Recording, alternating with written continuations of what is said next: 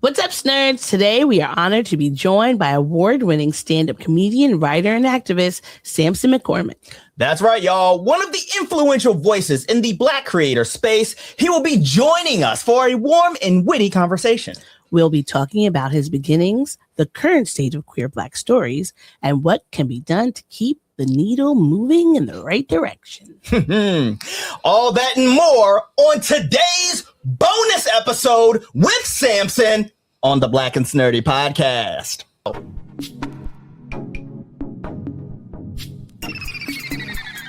Adam has arrived. Hey, Maurice and Odie gonna take over like Zach and Cody. Black and Snurdy is the best podcast. Gonna boom like Wile E. Coyote. Gonna make magic, they move like they hairy. Ain't talking about mental health, no, it's not scary. And know that she coming up with the astrology. Mo got a comic and that's the best policy.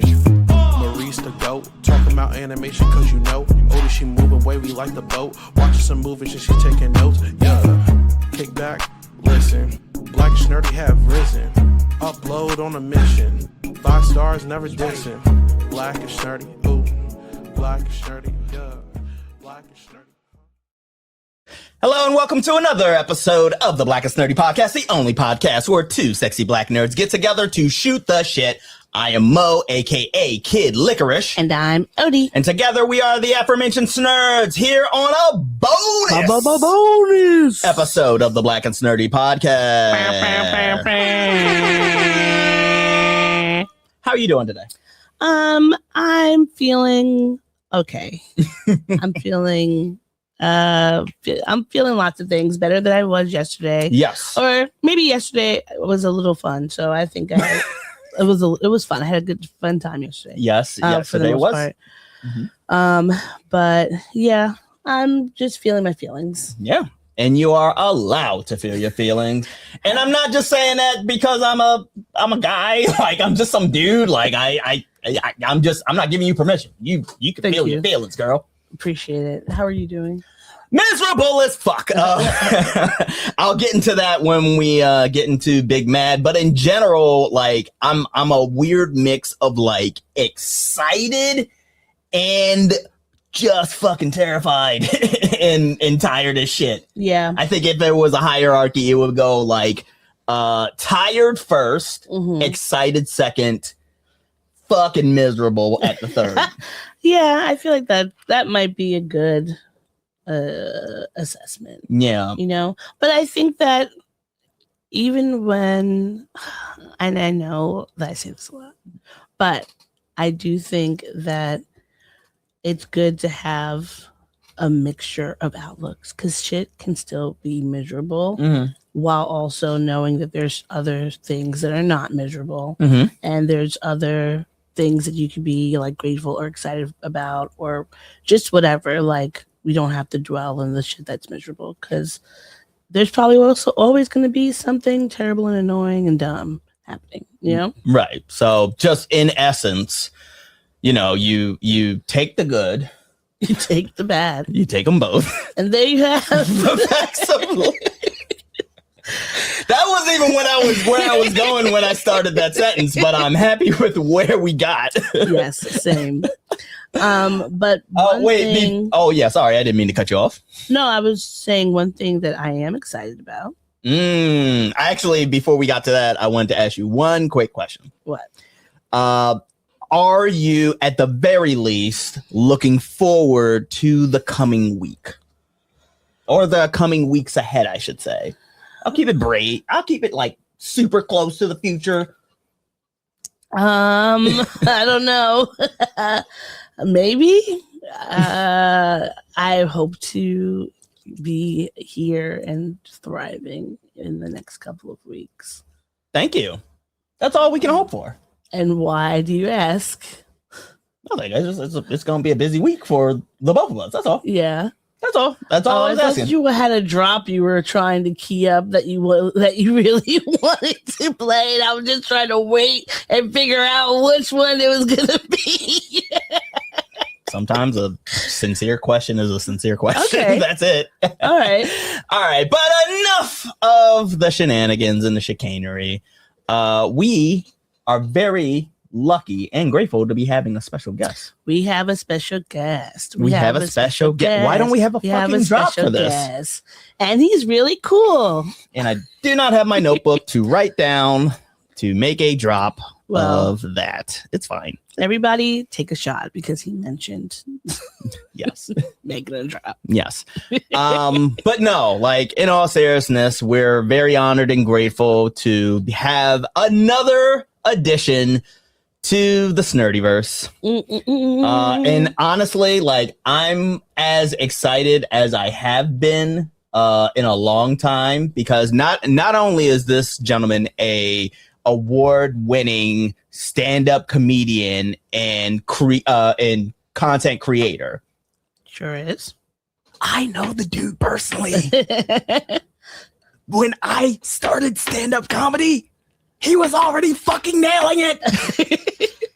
You've been very excited about this interview, which is really cool. I love that. Yes. I've been very excited because everything that you've shared about our guests to me have been awesome. And so I can't wait to meet him. Shall we enter? Listeners, please give a warm, hearty welcome to Sampson McCormick!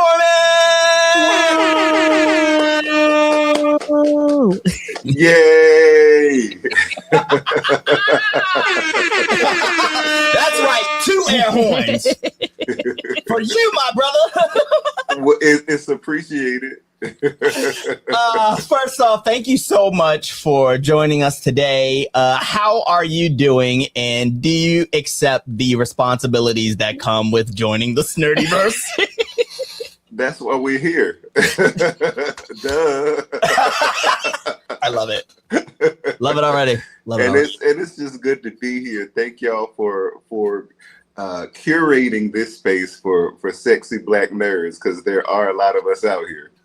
Absolutely. There sure are. Absolutely. So I know that you and Mo go way back, but I'm just getting to know you, and I know that our listeners would love to get to know you. So I have to ask you if you could give us some backstory to who you are, what you do, and how you came to be the Sampson McCormick that we are so excited to meet here today. Well, I just grew up a little poor Black boy in Southeast DC. I'm from DC. I'm a homeboy, and I have to say, I'm very lucky to have grown up in Washington DC, because my earliest memories of life were seeing Black people take care of each other. We had community. I did not know white people existed until I got 5 years old. When I saw the first white person, I was like, what happened to them? And we love everybody, but that sort of love for community and for most of all, Black people. We love people of color too, but I'm talking about Black people. I grew up with that. And so a lot of the work that I do, the creative work, the community work, the human level work, starts for us and extends to everybody else. And so, it is comedy, sure, and film and all these other wonderful things, but it really is about taking care of people. And, I'm not a little spring chicken no more. I'm in my 40s now, and I think as I don't know about y'all, but I know as we age and as we mature, we start thinking about like mortality and things like that. And so personally, of course, it's about creating things that are outstanding art, great comedy, but also using that to help encourage other people in our community to live out their dreams and go after those things that they see in their heart and their minds every day, and to leave our community better than I found it when I got here. Right. So and I don't want to necessarily put words in your mouth, but it seems like you were always community based, and as you got older and advanced in career, advanced into like the path that you chose, like that just sort of hardened the foundation that you already had. Is that fair to say? Absolutely. I do what I do because I genuinely love people. Mm-hmm. That's beautiful. I love that. Like, and I've been doing it now. Oh, not to cut you off, but I've been doing it now. August will be 25 years. Pew, pew, pew, pew. Wow. Absolutely. That absolutely deserves an air horn. But I think that's beautiful, and I love having spent formative years of my life in DC when it was still like the chocolate city. I always experienced that, like, it was beautiful of like the community and the way that everyone was always looking out for you, and like all the Miss Ladies you get just walking down the street of like people just checking in and looking after you. And I think having that kind of love in your community, regardless of what anyone's circumstances are, I think that helps facilitate this endearing love and wanting to like bring people up from wherever they might be. So I love that. Absolutely. And special emphasis on Black community, because I think we are, I'm about to be on some Malcolm X stuff now, but we love Brother Malcolm over here. Yes. But, I think it's a special emphasis. And I mean, and I have to say this really quickly too, is I go perform for everybody. I go perform for crowds that are full of MAGA, and then I turn around and go perform at a, LGBT something or another. Mm-hmm. So I'm here for everybody, but a special focus on the Black community, because I think we are the only culture of people who are told it's not okay for us to focus on ourselves and focus on our community. A lot of times if you say, oh, Black History Month or Juneteenth or some other focus on Black culture, one of the first questions a lot of us probably have been asked is, well, why does it need to be Black? Yes. Because people like you ask that question. That's why we got to make it Black. And because if you didn't, you would never hear about it. Yeah. At all. And we have built not just this country, but we have built the world, period. Everything that you see on earth has come from Black people. And yet we are told, that we shouldn't be entitled to the wealth that we have created for everybody else. Mm-hmm. I think we are way too generous with our creativity and with our culture. I mean, we just give the shit away. We just let everybody out. Mexicans don't do it. Jewish people definitely don't do it. Asians don't do it. We're the only people who create magic and give it away. And we need to stop doing that. Yeah. I mean, like, I forget the very specific song that the thing I'm about to reference came from, but like, I'll switch it up anyway. We keep on making it, they keep on taking it, and we just keep moving forward, essentially. Yeah. That's fair to say, right? Yeah.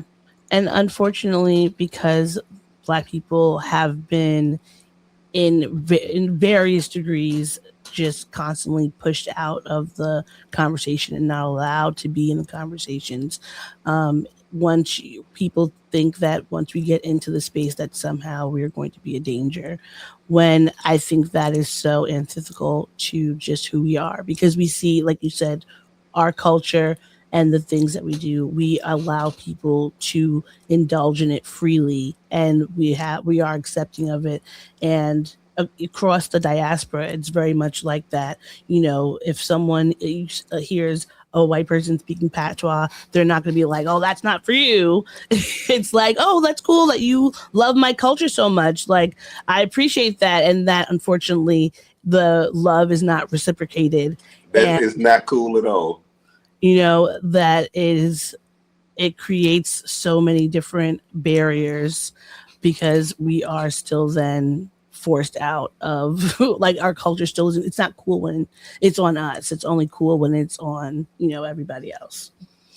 But that's why Black creators are here, to share our voices and to bring in the stories that are not talked about. And you yourself have done that in so many ways because you do stand up, but of course your filmmaking and your activism. Um, and I would love to know more, like hear you share more about that, like how what you've been through and your just worldview has shaped the work that you've put out there. Mm. So I don't make a big deal out of this because the goal is to be funny. But when I first started, there really weren't any Black queer male comedians, and so I was definitely one of the first. And that is definitely something that I played a huge role in helping to shape and create and make okay in the comedy world. When I started, there was me and Andre Kelly, who were the two really well known. And there may have been more, but I know we were the two who were like really out there and made it okay for comedy clubs to book, in particular, queer people of color. And so, the reason why I put a lot of emphasis on that is because it's not so much about being queer or gay or whatever, as it is about being able to show up as ourselves. I shouldn't have to get on stage and make jokes up about having a baby mama and all this and that, to be accepted in comedy spaces or whatever. And I've always been about being authentic. And so that's what that has been. So a lot of my comedy work has been about just authenticity and, again, community, bringing people together. Secondly, when it came to filming and content creation, the reason why I got into those arenas was because as a comedian, it was really hard to get into television and film and that sort of thing, because once you start doing the clubs, you got an hour or 30 minutes or whatever, you want to start selling tickets. And you do that by getting on late night. You do that by getting on shows. And that was just a brick wall. I did not have any real luck getting opportunities there. So I had to work to create my own.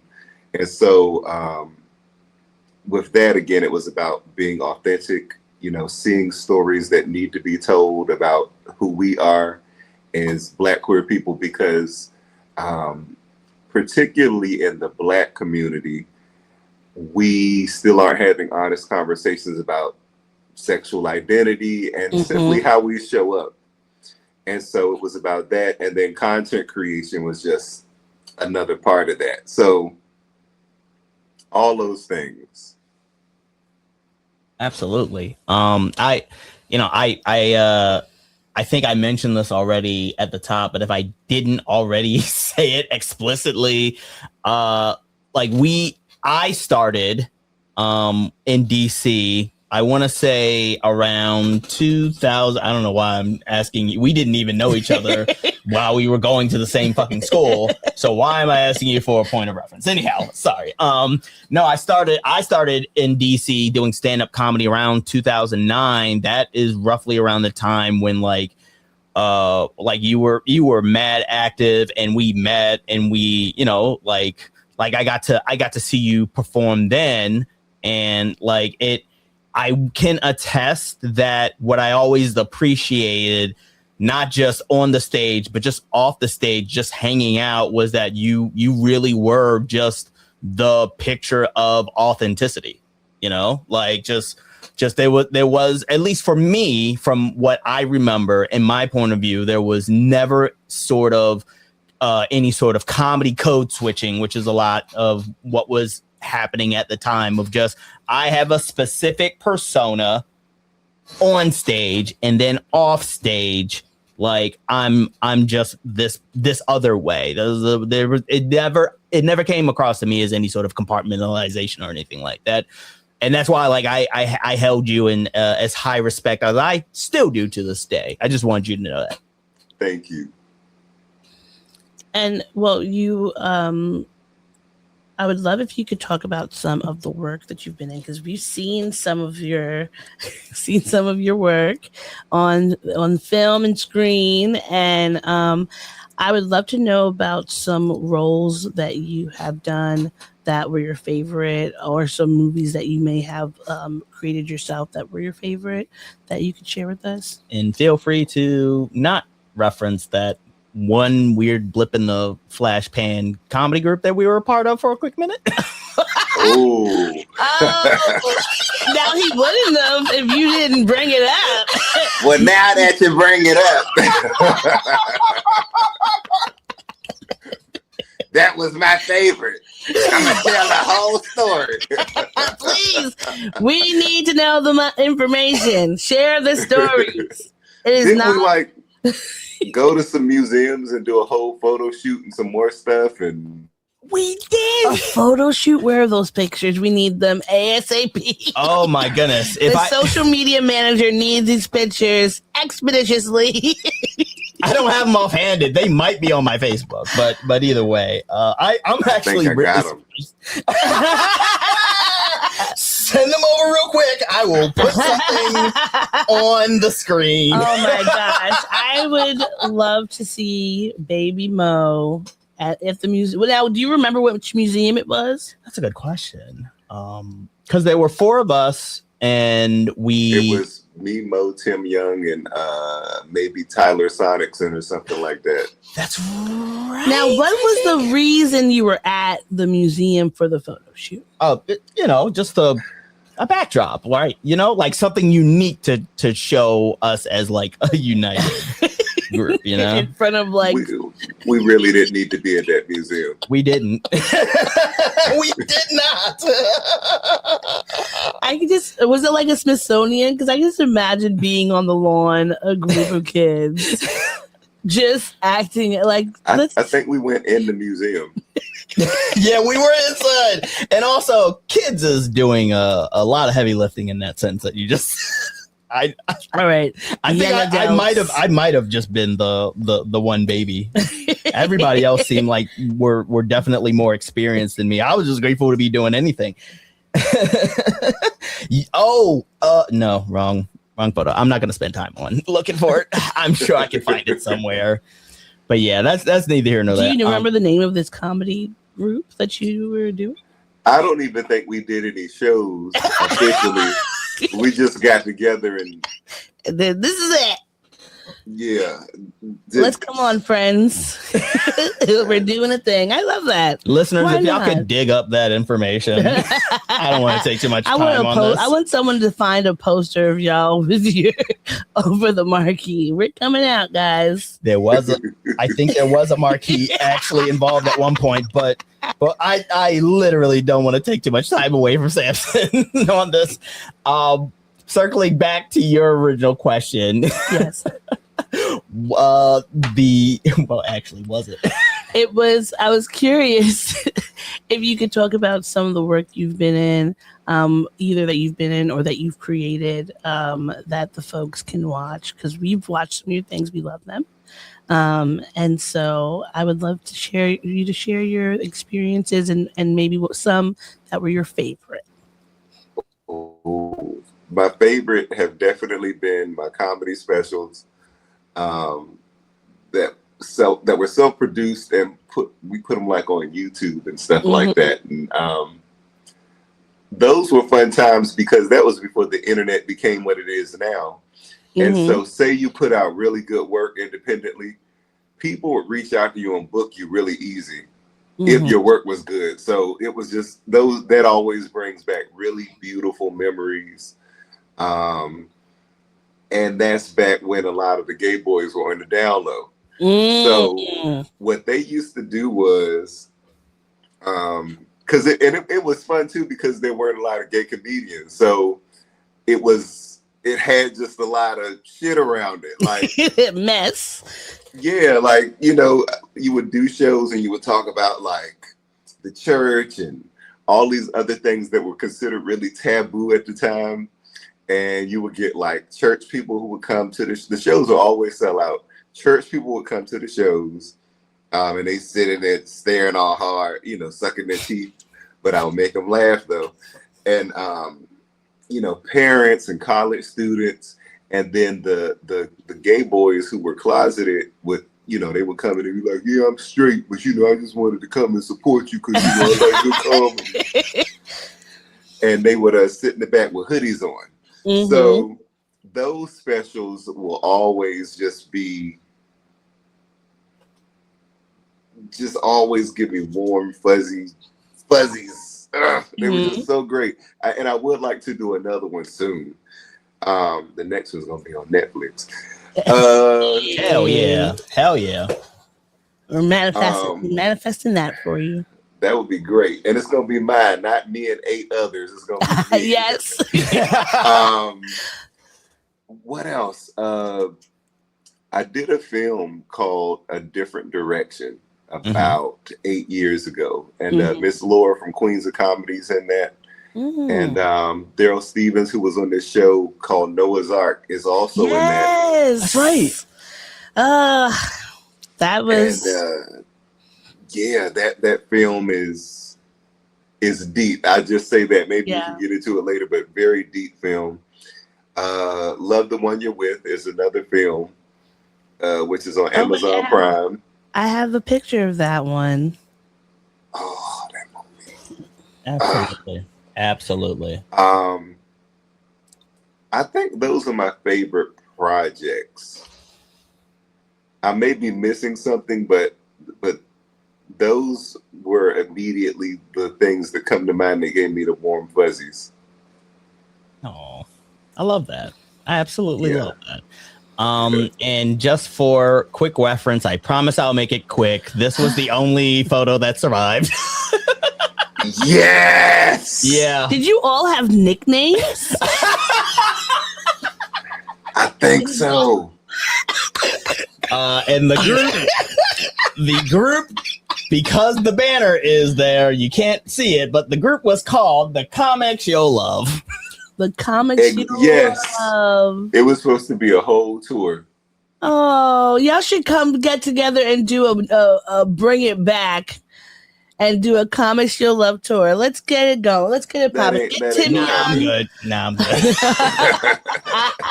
All right, the two of you guys, then it's fine. We can just figure it out because I need the Comics You'll Love. That's a cute little. I mean, honestly, if it was, that would be the only way I would do it. If it was just me and Sampson, and then we'd still have to rename it to the Comics You'll Definitely Love, and Mo's there too. Or something, because it was Tim Young. Tim Young is he took a bit of a turn. I'll just say that. Yeah. So it will look a little different now. For sure. Like, I don't know it. Listen, I'm all open-minded and everything. Where he is now may be where he's always been, and that's okay. But it would just look different if we all got together. For sure. And I will just say, and then we can keep it moving. The signs and hindsight were always there, and I'll just leave it at that. This is him. That guy right there. Anyhow, we don't have to dwell on this anymore. You're looking at my computer. Okay, I'm gonna dwell while you ask the next question, because I'm curious now of who else was in the Fury or the Comics You'll Love with the Fury. We can't call you Kid Fury. No, that name's already taken. It's already taken. But I would try. I would try to make that a thing. I would try to make fetch happen if I could. Just Kid the Fury. Anyhow, just gonna keep it moving. Just gonna keep it trucking. So I wanted to highlight specifically your YouTube channel.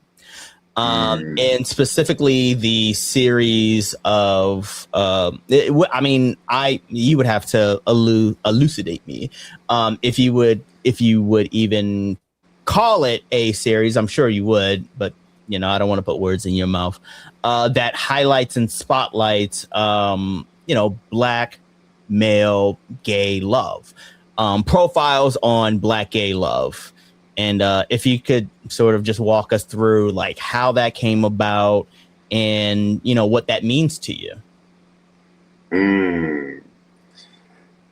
So, Odie, you know, when you were asking about favorite projects, that's definitely one. That began about 3 or 4 years ago. Again, I've been making content now for 20 years. And just, I'm always like, okay, what's next? You know, like, how do we transition into something that would fit the time now, you know, that sort of thing. And when we started doing profiles on Black gay love, I think, if I can be completely honest, there were three things happening. Number one, I was searching for like more inspiration. And I was like, oh, I think that would be fun. And I always have a why. And so getting more into the emotional space and the intimacy space and the relationship space as it relates to men being together was important, because although I've known that I am attracted to men since I was about 4 years old, I didn't completely accept it, and I didn't know this until about 3 years ago. I was okay with it. I knew I was, and I didn't have any problem telling people that I was, but I did not know there were parts of it that I was still not okay with. And I don't know. I think it was because when I was younger, I would go out on dates and things like that. But I think a part of it was, as I matured, really figuring out, what does life look like for myself and for men who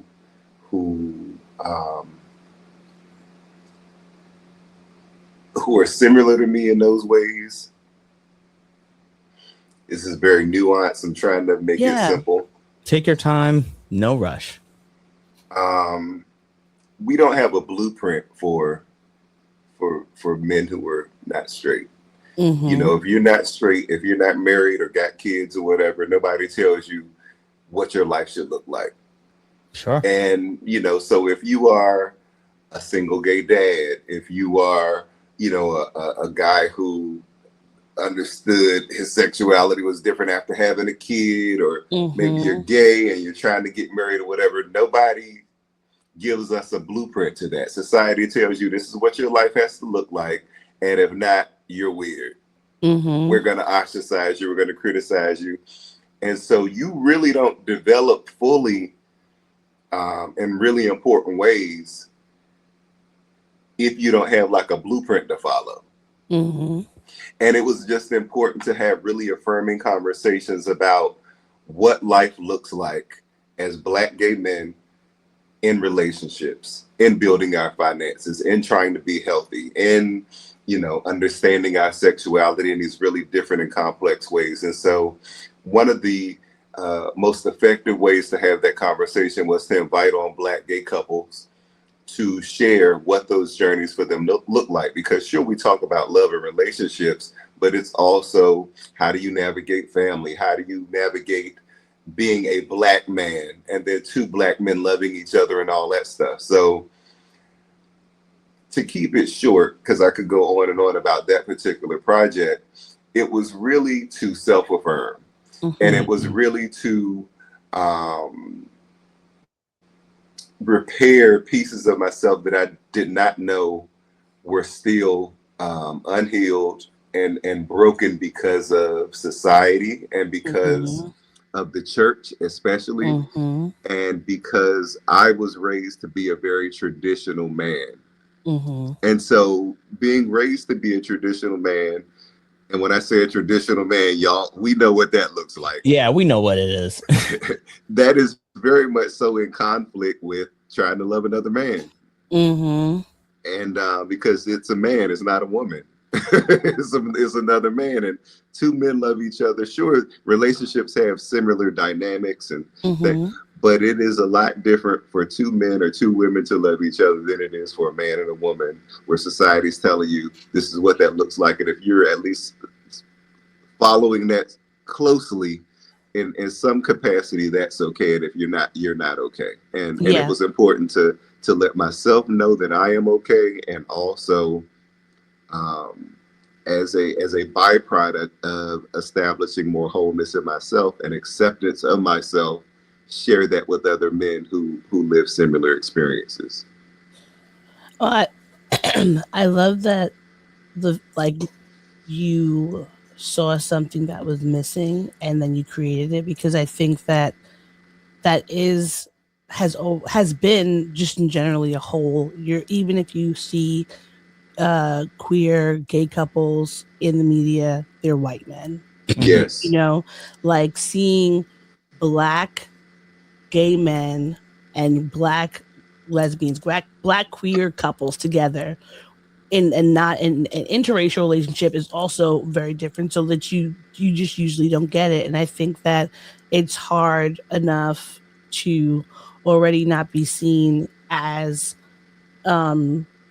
like your life not being seen as okay, and there are constant questions and pushback, but then also not being shown as someone who isn't just this over sexualized, fetishized, like, oh, you just want to be going to fucking Pound Town every day. You don't want to have any of these different things. And it's okay if you do, but we are not a monolith in any of the spaces.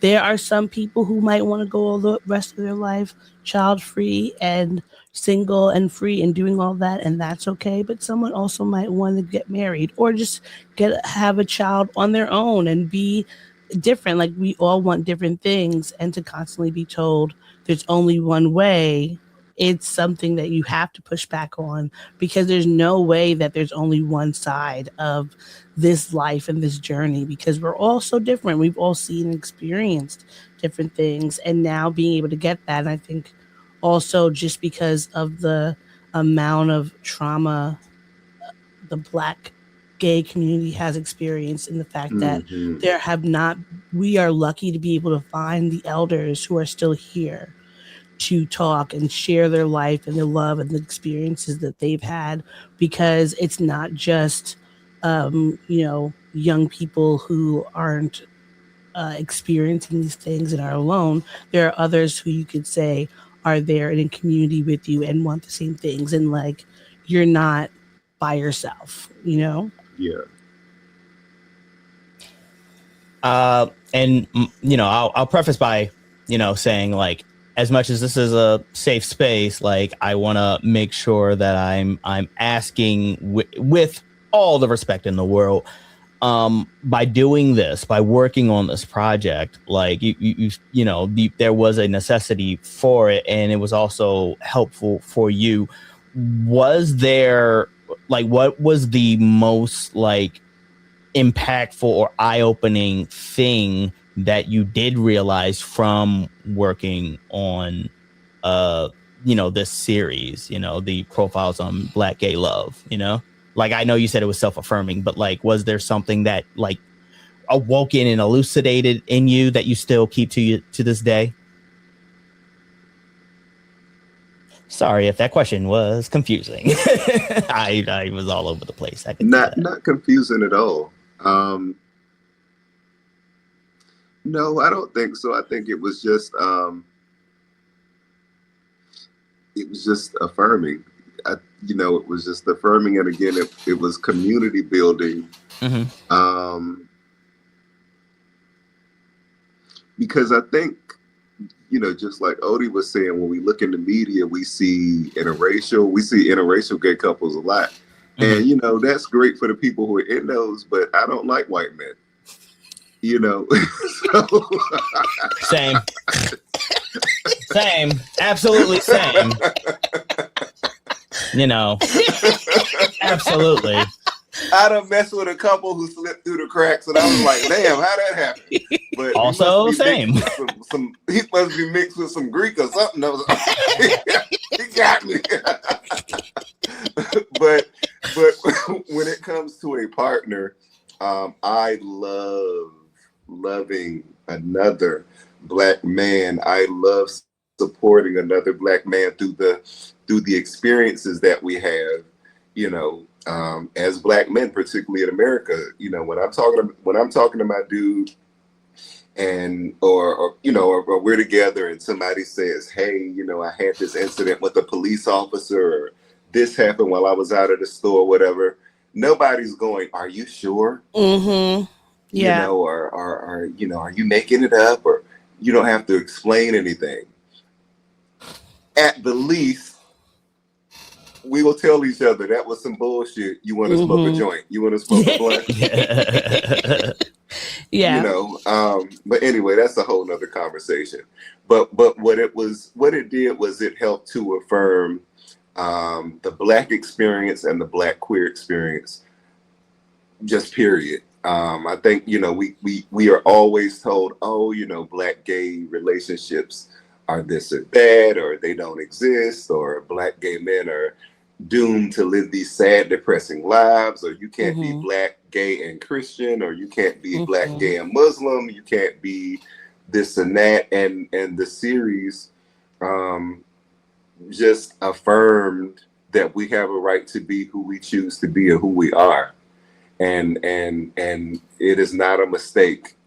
And I'm not a religious person, but I'll take it even a step further and say God made us exactly as we are, and we should not be ashamed. You know, we're not going to hell for being gay.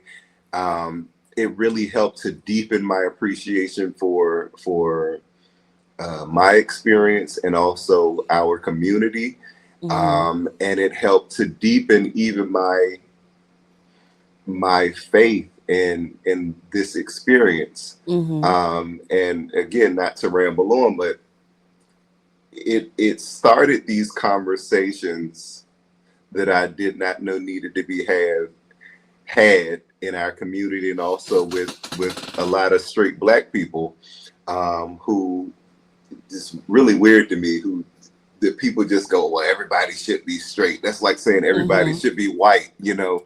Yeah, exactly. I tell people this, I say, if you don't understand how some people can be gay or bisexual or trans or non-binary or whatever, I invite you to just one day put your phone down, go outside and take a walk.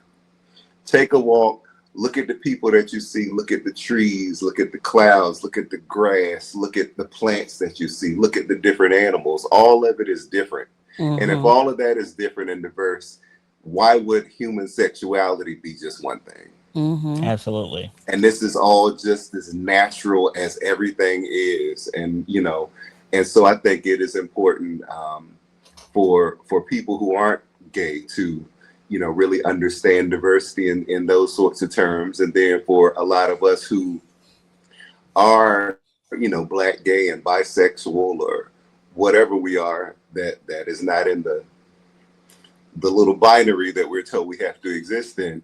It's really important for us to understand that, so that we can embrace ourselves and that we don't have to live in shame, because a lot of us don't understand that we live in shame. Yeah. And we are not shameful. And not at all. But there's no reason to be shameful. shameful. So my last question for you is, I was curious if there's any creator that you would love to work with, and why? Okay, so that is a hard question to answer, because, you know, as particularly I think as Black creators, if you don't have rich parents or, you know, streams of income out your ass coming from somewhere, people throwing money at what you're working on, you got to go on all these different side quests. So it's been really hard to focus on creative things as much as I would like lately, but some people that immediately come to mind that would be great to work with are Ryan Coogler, who I knew in Oakland.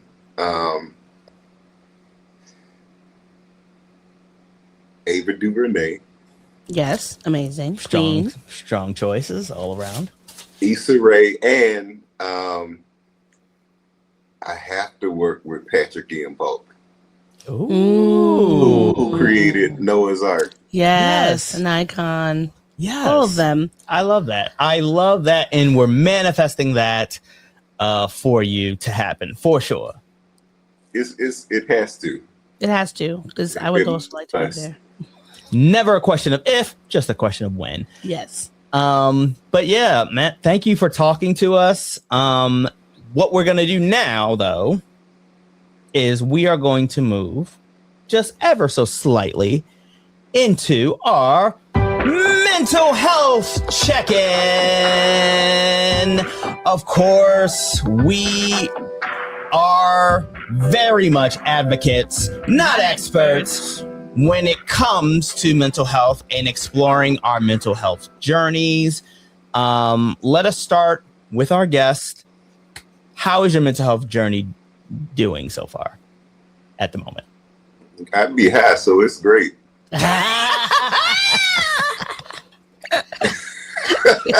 Fair. I mean, whatever helps. High and on ashwagandha and magnesium and theanine with the edible. Yes. Ah, People have been raving about magnesium. It relaxes your entire body. And then I add in the theanine, which makes you're just so unfazed and unbothered by everything. Because it just makes you when I take it, you can literally sit there and stare at a wall for 6 hours and be just as happy. And then the ashwagandha is, that's some real don't give a damn powder. Fuck yeah. And then if you put an edible with that,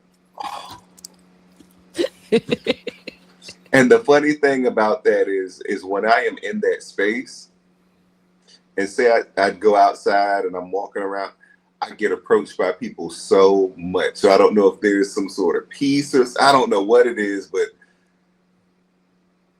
it's great for your mental health, that combination. That's fantastic. I'm taking notes. Yeah. I definitely am taking notes because I'm just a ball of anxiety when I leave the door. just being like, ugh, like fuck it. I gotta be around people now. Theanine will change that. Ooh. Yeah. Let's write that down. Let's look into that. I'm just super unmedicated, so as soon as possible, yes. And the great thing about theanine is it is a mineral, I think. It's not like medication, it's like a mineral. And yeah, there's a lot of stuff that really annoys me. Like I hate when people pop gum. You go outside and you realize, especially if you live in a big city, I hate to say this, you really recognize how annoying people can be. It can be so fucking annoying. No, that's big facts. And you can't stop it. And because these are just people. They're just being, everybody's their own character. And they're just being themselves. You just be looking like, damn, be somebody else.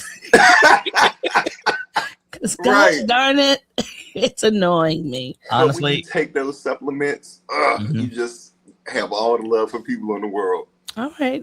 Well, everyone, please consult your doctor. Don't say that the Black and Nerdy podcast told you to buy anything. Go look it up and talk to the lady first. But please do also drink your water and take your meds. Yes, absolutely. How are you on your mental health journey? But I got you there. I got you first. So you got to answer. That's because you hijacked it. I'm the quickest on the draw. What can I say? How's your mental health journey, Odie? It sucks, but what you gonna do? I feel like, I'm just like up and down real bad. And that's just, I'm super unmedicated. I have been for a while. And life has been like crazy. So, I'm just trying to keep hope alive, as they say. because that's what you can do. You just got to keep trying and trucking along. How are you doing?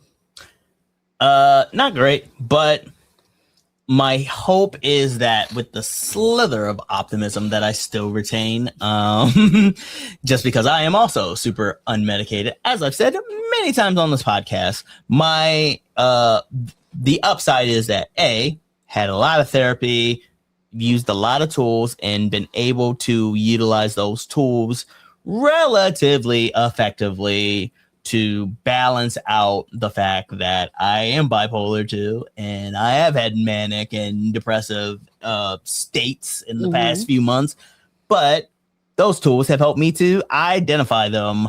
Unfortunately, it is when it's actually happening, as opposed to before it fucking happens. Still working on that part, but I'm still pushing forward with the tools that I've been given to use them in an effective way. So that's always going to be a win for me. Yeah. So, yeah. And honestly, being able to clock when something's going on with you is great, because I don't never figure it out until later. And I was like, oh yeah, I guess I was being a bit unhinged. I think it's fine. It comes with the territory. That has been our mental health section. If I could get to the song, I don't know where it went. Yes, and hopefully a certain other kid does not sue. It ain't all sunshine and roses, because we are annoyed, we're pissed, we're flummoxed, we're frustrated, we're put upon.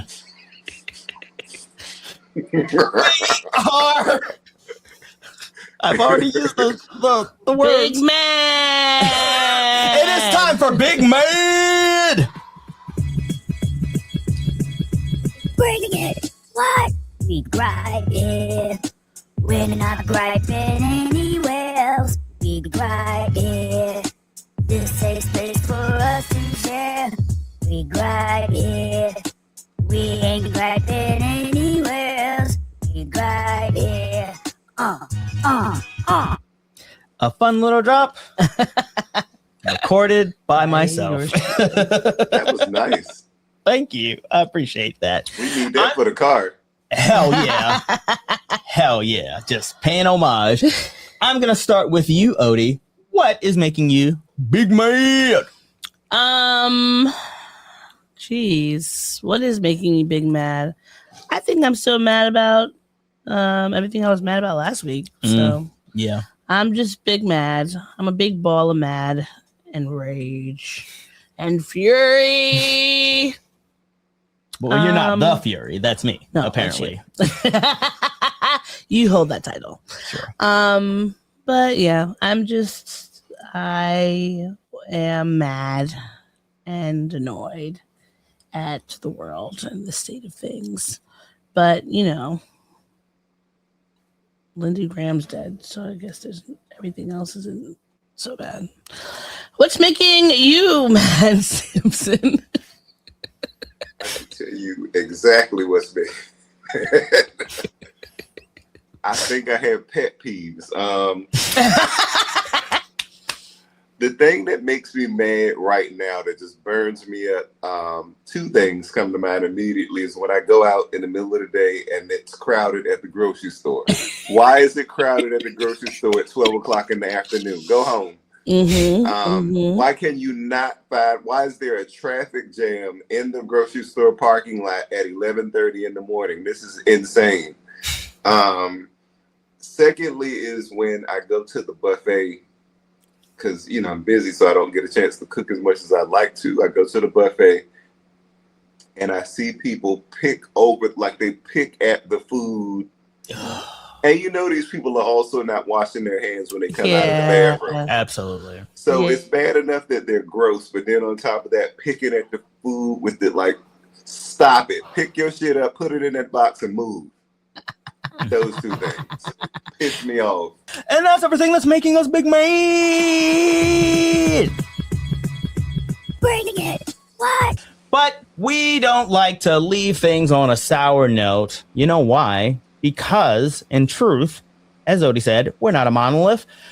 We are myriads of different styles and stripes, and we're going to talk about it real quick because we are we are going to talk about the things that are making us happy. I'm the baby merchant, tots are us. I give you all the service and no damn fuss. Give the baby merchant just a week or two. I'll have your baby for you. That is a drop. That is a reference to the song from Cop Rock, the canceled one-season show that was part rock opera, part cop procedural. The 90s were a weird place. What a weird place. Sampson, what's making you happy at the moment? What makes me happy? I think the fact that we are amazing. We're superheroes.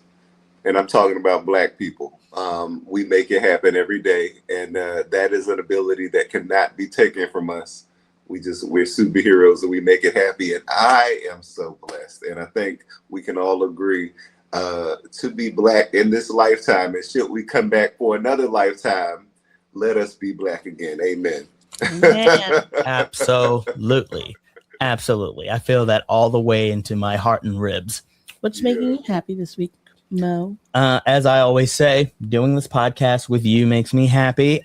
Getting to have Sampson on the podcast and just in general reconnecting with you brings me so much joy. But I would say overall, in general, just being able to wake up and then have an experience for several hours and then go to sleep is a joy in of itself. And that's what making me happy. How about you? One, doing this podcast with you and getting to spend time with you always. Having Sampson on the show this week is making me very happy. And also I got to spend time with my best friend and friends from high school yesterday for my friend Jane's birthday. So that was very fun and made me happy. Shout out to them. And that is what is making us not big happy. That's not the name of the thing. That's what's making us happy. I'm the baby merchant, tots are us.